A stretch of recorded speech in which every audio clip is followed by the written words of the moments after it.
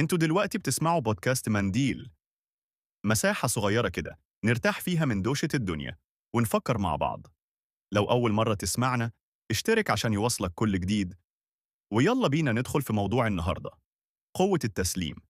عارف لما تبقى ماسك في حاجة بإيدك جامد جامد لدرجة إيدك نفسها توجعك؟ ده بالظبط اللي بيحصل في حياتنا لما نفضل متمسكين بحاجة مش رايحة في السكة اللي إحنا متخيلينها. التسليم مش معناه إنك تستسلم، لا، التسليم هو إنك تسعى وتعمل اللي عليك وبعدين تسيب النتيجة لله. ده إحساس سلام، إحساس إنك بتقول يا رب أنا عملت كل اللي أقدر عليه والباقي عندك. بس الصراحة التسليم ده مش حاجة سهلة. إحنا كبشر بطبيعتنا بنحب نتحكم في كل التفاصيل، بنحب نعرف إيه اللي هيحصل بكرة، ولو الدنيا مشيت عكس خطتنا نحس إن كل حاجة بتنهار. لكن أنت عمرك ما سألت نفسك، يمكن اللي أنا شايفه ضد مصلحتي هو في الحقيقة بيحميني من حاجة أنا مش شايفها دلوقتي؟ التسليم بيغير نظرتك للحياة. بتلاقي نفسك مش بتتعلق بالأشخاص أو المواقف بنفس الشكل، مش لأنك بقيت بارد، لكن لأنك عارف إن رزقك مش هيفوتك، وإن الحاجة اللي مش ليك حتى لو جريت وراها مش هتكون ليك. يمكن أكتر حاجة بتخلي التسليم صعب هو الخوف، الخوف من الفقد، من الوحدة، من الفشل. لكن لو فكرت فيها، الخوف ده أصلا جاي من الوهم، من سيناريوهات إحنا بنرسمها في دماغنا ولسه ما حصلتش ويمكن أصلا ما تحصلش. التسليم مش معناه إنك توقف تخطط أو تبطل تحلم، بالعكس، الحلم والسعي هما الوقود اللي بيحركك. لكن الفرق إنك ما تعلقش سعادتك على النتيجة، تعيش الرحلة وتستمتع بيها حتى لو وصلت لغير المكان اللي كنت متخيله. عارف لما تمشي في شارع وتكتشف فجأة إن في حارة جانبية جميلة مليانة نور وروائح أكل وإنت أصلا ما كنتش ناوي تدخلها؟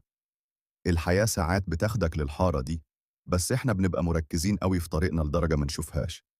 التسليم بيعلمك إنك تبقى مرن، مش تنكسر لو الظروف اتغيرت، مش تزعل قوي لو حاجة ما حصلتش.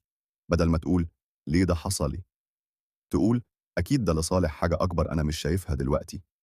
وساعتها حتى لو وقعت هتعرف تقوم، لأنك مش شايل الدنيا على كتفك لوحدك، لأنك عارف إن في قوة أكبر منك ماسكة كل الخيوط وبتكتب القصة بحكمة.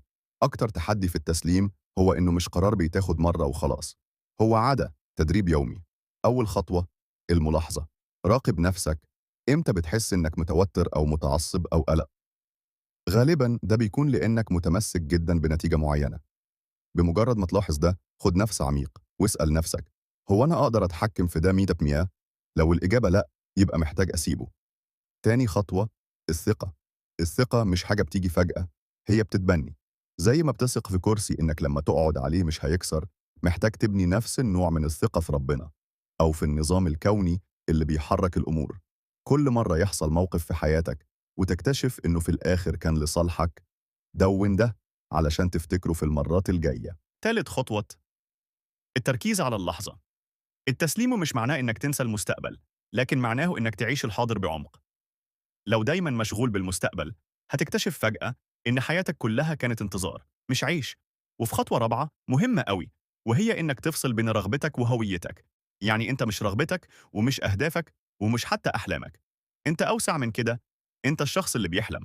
لكن لو الحلم اتغير أو اتأجل، أنت لسه موجود ولسه ليك قيمة. مع الوقت هتكتشف إن التسليم مش بيقلل حماسك، بالعكس، بيخليك تسعى وأنت خفيف، مش شايل هم. وده بيخليك في طاقة أحسن، وبالتالي احتمالية تحقق أحلامك تزيد. خليني أقول لك حاجة عن قصص التسليم في الحياة اليومية. تخيل واحد عنده حلم كبير، مثلا يبدأ مشروعه الخاص. في البداية كل حاجة ماشية كويس، لكن فجأة تواجهه مشاكل مالية، العملاء بيقلوا والضغط النفسي بيزيد. كتير ممكن هنا يستسلم أو يحس بالإحباط. لكن اللي بيسلم بحكمة هو اللي بيقول أنا عملت اللي عليا والنتيجة بإيد ربنا وتسلم للقدر. مش معناه يبطل يحاول، لأ، بالعكس، بيستمر يحاول من غير تشدد أو توتر.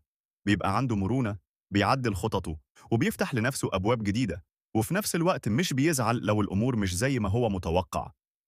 وفي قصة تانية، تخيل حد بيحاول يبني علاقات صحية بس بيلاقي ناس كتير بتخونه أو بتجرحه. التسليم هنا مش معناه إنك تسكت أو تسمح للناس تضرك، لكنه يعني إنك تقدر تحط حدود واضحة وتفصل بين علاقتك بقيمتك الحقيقية وبين تصرفات الآخرين. التسليم هو إنك تعيش حياة متزنة، تقدر تحب، تقدر تحمي نفسك، وتدي فرص جديدة، بس من غير ما تعلق سعادتك أو هويتك في رضا الناس أو أحداث ما تقدرش تتحكم فيها. وأكيد كلنا مرينا بلحظات لما بنقول ليه حصل كده؟ ليه الدنيا مش ماشية معايا؟ التسليم بيعلمنا إن مش كل حاجة في يدينا، وإن أحياناً التحديات دي هي اللي بتعلمنا وتخلينا أقوى. التسليم مش ضعف ولا استسلام، ده قوة ووعي عميق بحدود التحكم بتاعتنا، واطمئنان داخلي بيخلينا نكمل الطريق بابتسامة مهما كانت الظروف.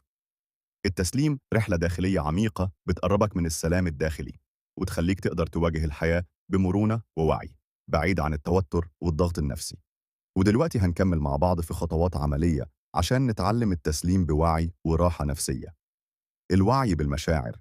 أول خطوة هي إنك تتعرف على مشاعرك الحقيقية من غير ما ترفضها أو تخاف منها. لما تحس بالإحباط أو الغضب أو القلق، ادي لنفسك المساحة تعيشها وتفهم ليه جاية. مش لازم تكبتها أو تتجاهلها، بالعكس، هذا جزء مهم من التسليم. التمييز بين ما أستطيع التحكم فيه وما لا أستطيع. اكتب في ورقة الحاجات اللي تقدر تتحكم فيها، زي أفكارك، تصرفاتك، قراراتك، والحاجات اللي خارجة عن إرادتك، زي تصرفات الآخرين، الظروف، نتائج الأمور. ركز على اللي تقدر تغيره وسيب الباقي لله أو للظروف. وضع الحدود. التسليم مش معناه تسمح لأي حد يأذيك أو يستغل طيبتك. حط حدود واضحة تحمي بيها نفسك عاطفياً ونفسياً. لما تحط حدود، بتدي نفسك احترام وبتدي الناس فرصة تحترمك. تغيير النظرة. حاول تشوف المواقف اللي بتواجهها كفرص للنمو والتعلم، مش كعقبات بس. لما تغير نظرتك، هتلاقي التسليم أسهل، لأنك بتتقبل الأمور على إنها جزء من الرحلة. ممارسة التأمل والاسترخاء. خصص وقت يومي لتصفية ذهنك، تنفس بعمق أو تمارس التأمل. ده بيخلي دماغك وراسك أوضح، وبيساعدك تستقبل الحياة بسلام أكتر. الصبر مع النفس. التسليم مش بيحصل بين يوم وليلة، هو رحلة طويلة، وانت بتتدرب عليها خطوة بخطوة. كن لطيف مع نفسك، ما تضغطش على نفسك تكون مثالي بسرعة. طلب الدعم عند الحاجة. لو حسيت إنك محتاج مساعدة نفسية أو حد تسمعه، ما تترددش تدور على صديق أو مختص نفسي. الدعم مهم جدا عشان تستمر في رحلتك. التسليم في العلاقات. في العلاقات سواء كانت صداقة، حب، أو حتى عائلية، لازم نفهم إننا منقدرش نتحكم في مشاعر أو تصرفات الآخرين. لما تحاول تفرض توقعات كبيرة عليهم، هتتعرض للخذلان والضغط النفسي. التسليم هنا معناه تحب الناس من غير شروط، وتتقبلهم زي ما هم، بدون محاولة تغيرهم أو تصحيحهم. التسليم في العمل والدراسة. غالبا بنبقى مضغوطين بسبب الشغل أو الدراسة، وبنحاول نسيطر على كل حاجة. التسليم معناه إنك تعمل أفضل ما عندك، وتقابل النتيجة بغض النظر عن نجاح أو فشل، عشان أحياناً النتائج بتعتمد على عوامل خارج إرادتنا. لما تتقبل ده، هتلاقي نفسك أهدى وأكتر إنتاجية. التسليم مع الذات، ده أهم وأصعب نوع من التسليم. يعني تتقبل عيوبك، أخطائك، حتى نقاط ضعفك، من غير ما تحكم على نفسك بقسوة. لأن لما تحكم على نفسك جامد، بتخلق توتر وقلق داخلي. التسليم مع الذات بيخليك تحب نفسك أكتر، وتكون صديق ليها بدل ما تكون خصم. تطوير الثقة بالله. أدي الثقة لله في تدبير أمورك بدل القلق المستمر، وده هيساعدك تطور الثقة بنفسك وبالحياة، إن الأمور هتتحسن لو عملت اللي عليك وأديت للظروف حقها. التعلم من الأخطاء وعدم التعلق بها. الناس بتغلط، وده طبيعي جدا. التسليم معناه إنك تشوف غلطاتك كجزء من التعلم مش عائق. ما تتعلقش بالغلطات القديمة ولا تكررها، بس متعذبش نفسك عليها. الاحتفال باللحظات الصغيرة. التسليم مش بس ترك الأمور تمشي، ده كمان أنت استمتع بكل لحظة حلوة حتى لو بسيطة. لأن لما تعيش اللحظة الحاضرة بفرح، تقلل من التوتر وبتحسن من جودة حياتك. التعامل مع الفشل والرفض. الفشل والرفض جزء من الحياة، وممكن يسببوا شعور بالخيبة أو فقدان الثقة بالنفس. التسليم هنا يعني إنك تفهم إن الفشل مش نهاية العالم، بل فرصة لتعلم شيء جديد. ما تحاولش تهرب من الفشل ولا تتهرب منه برفض الواقع، بالعكس استقبله وتعلم منه. التوازن بين المحاولة والتسليم. مهم إننا نعرف إمتى نحاول بكل قوة، وإمتى نسلم ونريح نفسنا. لما تبذل جهدك وتبقى متأكد إنك عملت كل اللي تقدر عليه، يبقى الوقت إنك تسلم النتيجة وتاخد راحة. دي مش استسلام، دي حكمة في إدارة طاقتك. التسليم وعدم الانجراف في التفكير السلبي. كتير مننا بيغرق في التفكير السلبي والقلق المستمر عن المستقبل أو الماضي. التسليم يساعدك تفصل عن الدوامة دي. لما تسلم مشاعرك وأفكارك السلبية، تدي لنفسك فرصة تلتقط أنفاسك وتفكر بوضوح. التسامح كجزء من التسليم. التسامح مش بس للآخرين، كمان لنفسك.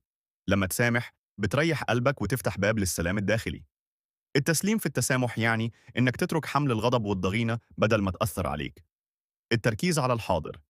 التسليم يعني إنك تعيش اللحظة الحالية وتستمتع بيها. كتير بنضيع وقتنا في التفكير في الماضي أو القلق على المستقبل. لما تركز في الحاضر، بتعيش حياة أكتر هدوء وسعادة. ممارسة التأمل والتنفس. عشان تسهل عملية التسليم، جرب تمارين التنفس العميق أو التأمل.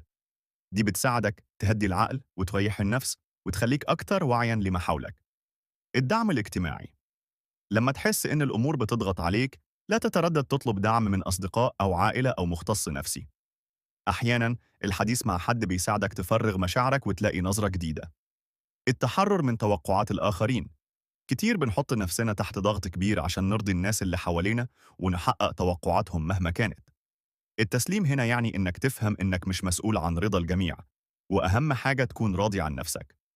القبول بالذات بكل عيوبها. التسليم يبدأ من قبول نفسك كما أنت، بكل نقاط قوتك وضعفك.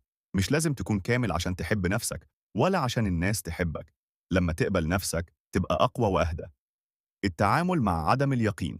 الحياة مليانة بالمجهول، وده بيخوفنا.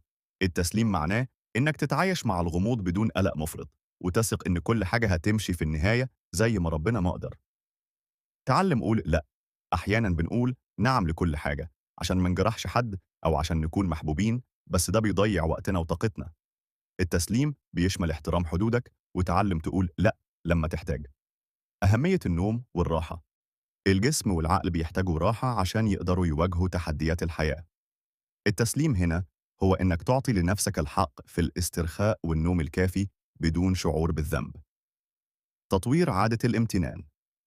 لما تسلم وتشكر على الحاجات الصغيرة والكبيرة في حياتك، ده بيغير نظرتك ويخلي يومك أجمل وأهدى. الموازنة بين العقل والقلب. التسليم مش يعني إنك تتجاهل عقلانيتك، لكن كمان تدي مساحة لمشاعرك.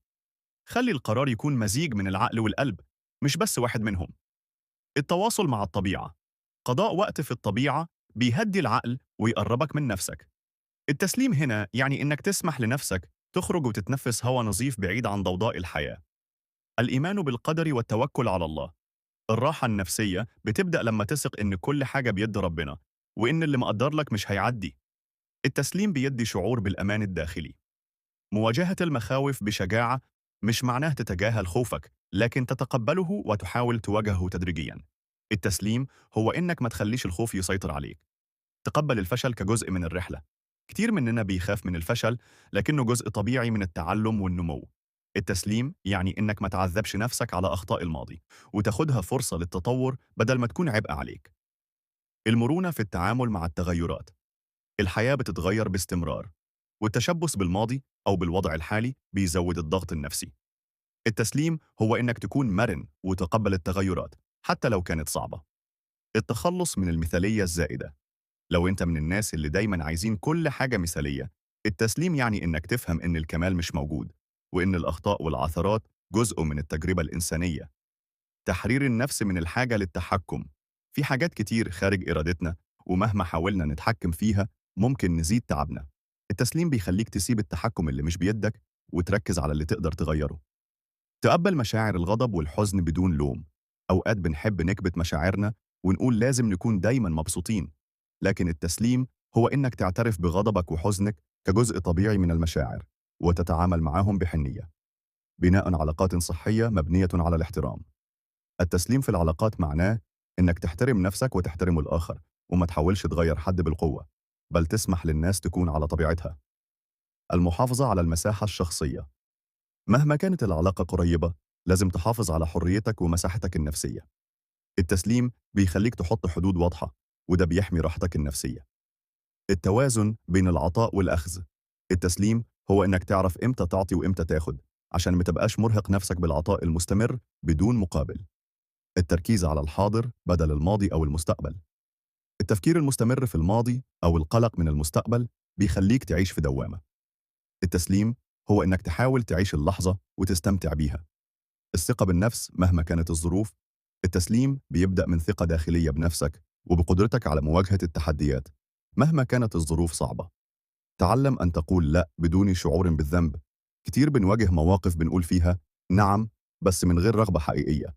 والتسليم هنا يعني إنك تحترم رغباتك وتقول لأ لما تحس إن ده لازم عشان تحافظ على طاقتك النفسية. السماح للأشياء تأخذ وقتها. العجلة والضغط بيخلينا نندفع ونحاول نتحكم في كل حاجة بسرعة. لكن التسليم هو إنك تفهم إن لكل حاجة وقتها، وإن الصبر جزء من النجاح. الاستمتاع بالرحلة مش بس الوصول. مش دايما هدفنا هو المهم. أحيانا الأهم هو الرحلة نفسها والتجارب اللي بنمر بيها. التسليم بيخلينا نقدر اللحظات الصغيرة ونلاقي جمال في تفاصيل الحياة. التواصل الصادق مع النفس والآخرين. التسليم بيبدأ من صراحة مع نفسك، تعرف أنت عايز إيه وتحس بيه، وبعدين تتواصل مع اللي حواليك بصدق ومن غير أقنعة. في النهاية، التسليم مش معناه الاستسلام أو الضعف. بالعكس، هو القوة الحقيقية اللي بتخليك تلاقي السلام وسط ضوضاء الحياة. لما تتعلم تسلم وتقبل، بتفتح لنفسك أبواب جديدة للراحة، للسلام الداخلي، وللسعادة اللي بتبدأ من جواك. فكر دايما إن الحياة رحلة بتعلمنا نكون أهدى، أقوى، وأكتر حبا لأنفسنا وللي حوالينا. خليك صبور مع نفسك واستمر في المحاولة. وأهم حاجة، خلي قلبك مفتوح وراضي مهما كانت الظروف.